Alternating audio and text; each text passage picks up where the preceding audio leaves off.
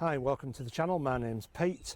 On this episode we're going to be going from North Grimston station, matching up some photographs and getting to Settrington station, and we're almost done on the Driffield Junction to Malton Railway.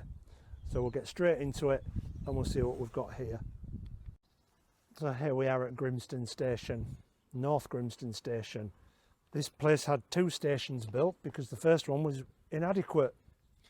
What we're looking at there is an embankment for some coal drops. And if we look here, there's the original station house. It's now a private residence. There is the platform, an 18-inch platform. There is a photograph of that, so we'll match them up with the olden days when this train station was in use. They've clearly moved the platform out of the way for some sort of access at some point. The train track would have gone down there, and by this time we're splitting off into two and shortly three tracks. That was a crossing.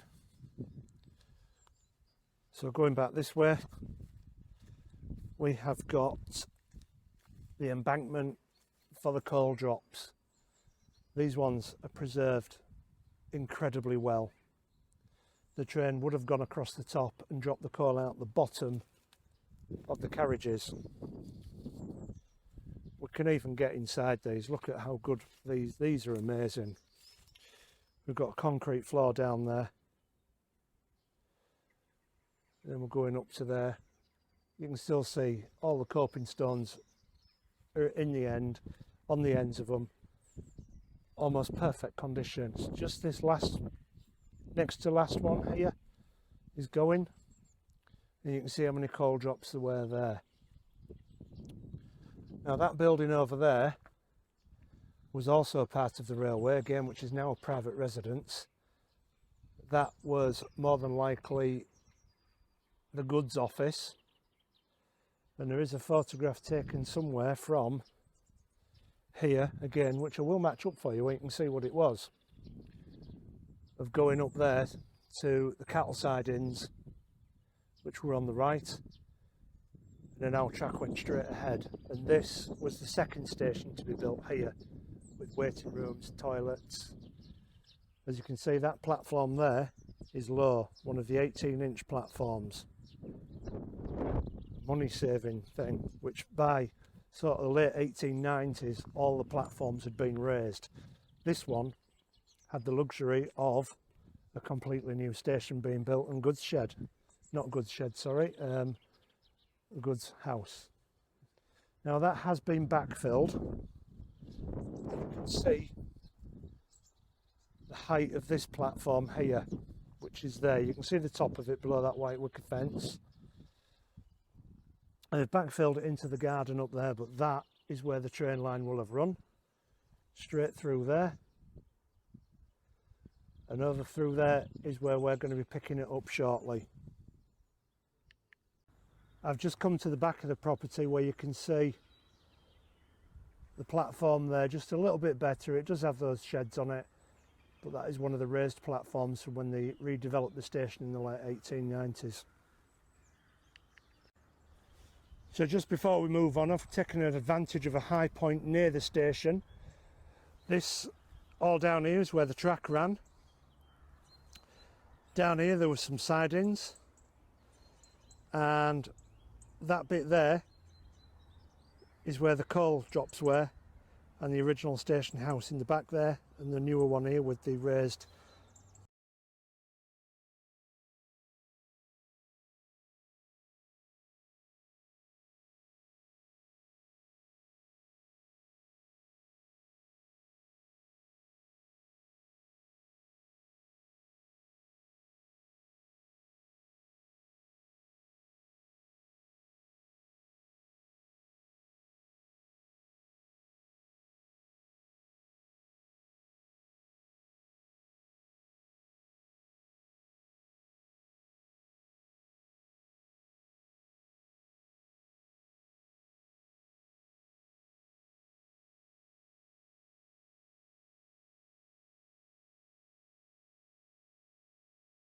come a little bit further on the track. Grimston station is 200 metres down that way.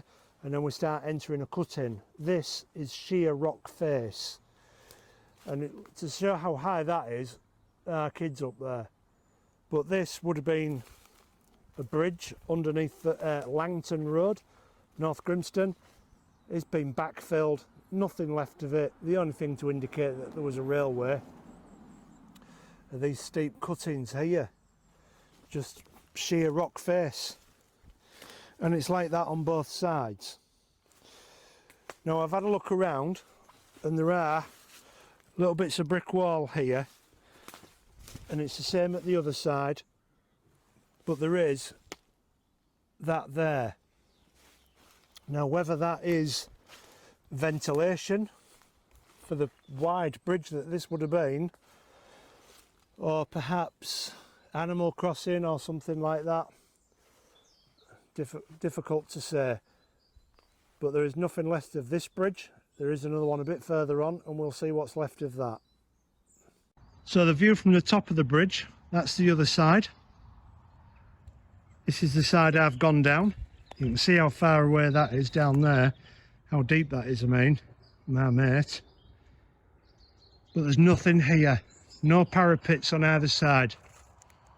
And we'll just have a quick look over on the other side. You can see how overgrown that is. Again, just a long way down into nothing. Now what you can see behind me there is the other side of what was a bridge, completely backfilled. Whether the bridge was actually demolished and it's been built up and filled in with a road across the top, I'm not sure. But it is a deep cutting what we're in, and it's wide enough for 2 tracks. As I've mentioned in previous episodes, this was a single track, but it was originally going to be 2 tracks. So it looks like this part here was constructed before that decision was changed. I'll turn the camera around, we'll walk up there because there's a real nice bridge up there, it still exists, and we'll go and have a look at it.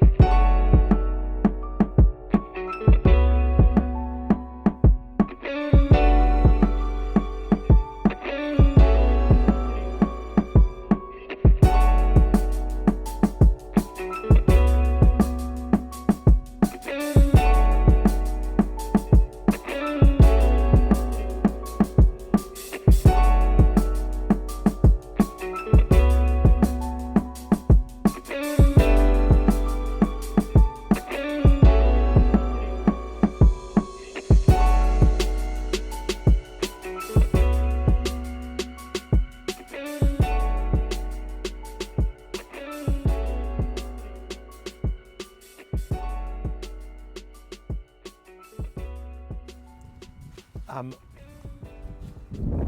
underneath that bridge at the moment, as you can see. If you look up there, you can still see soot in the brickwork. It is a well-maintained bridge, this. It is going over a main road in the area. As you can see, there's loads of parts like this on it where it's been chipped out, replaced. It does have modern bridge number on it. If I put that there behind me, you should be able to see that on the wall there. Quite a marvellous bridge, wide enough for 2 tracks. It's still here, still maintained, and we'll continue on and see what else we've got. Continuing on, that bridge is behind me. As you noticed, it's really quite wide, and already less than 100 metres and that embankment is almost level again with the natural land around it. So the bridge being wide enough for 2 tracks. Look at where I am now. This is wide enough for 2 tracks. So constantly, as this track has been made, changes were going on to try and reduce the costs. But there will have been points what would have already been done by the time the decision has been made to make it single track. So I just thought it was worth showing how wide this is. This is easily 2 tracks, even 3 tracks down here, possibly even 4. It's huge, is this cutting. And it's like that under the railway bridge. You could easily fit 2 tracks under there. So we'll continue on. Oh, tripping over everything. We'll continue on and we'll get down to Settrington station. So the cutting is now turning into an embankment. So this is our find. Now, after all these episodes, I think this is the tallest standing structure that was part of the railway that remains on the track beds, excluding the stations, of course. As you can see, concrete post, well deteriorated, and that's the top there. It's about 7 foot tall as it stands now. We're not too far away from North Grimston station and those bridges, so this could well have been some kind of signal. The embankment here is still wide enough for 2 tracks. I said I'd turn round, but I can get through a little bit further, so we'll go on a bit further and see how far we can get. So continuing on the embankment, to my left is Settrington, to my right down there is North Grimston. Now, single track line, mostly. Where I am stood now is a single track embankment, but I'm going to turn the camera around and I'm going to show you some of what I've been walking on. So again, that way towards Settrington, this is definitely a single track embankment. But where I was coming from, where the bridge is, and I was telling you how wide it was, the embankment carried on that wide. But then when we get here, we've got this area right now where the double embankment just stops. I hope this picks up on camera. It's clinker everywhere still, all along this track, but that is a bit lower than that side. But this is wide enough for 2 trains, double track. And then I'll turn you back round and it just stops. So our embankment is there with the top here.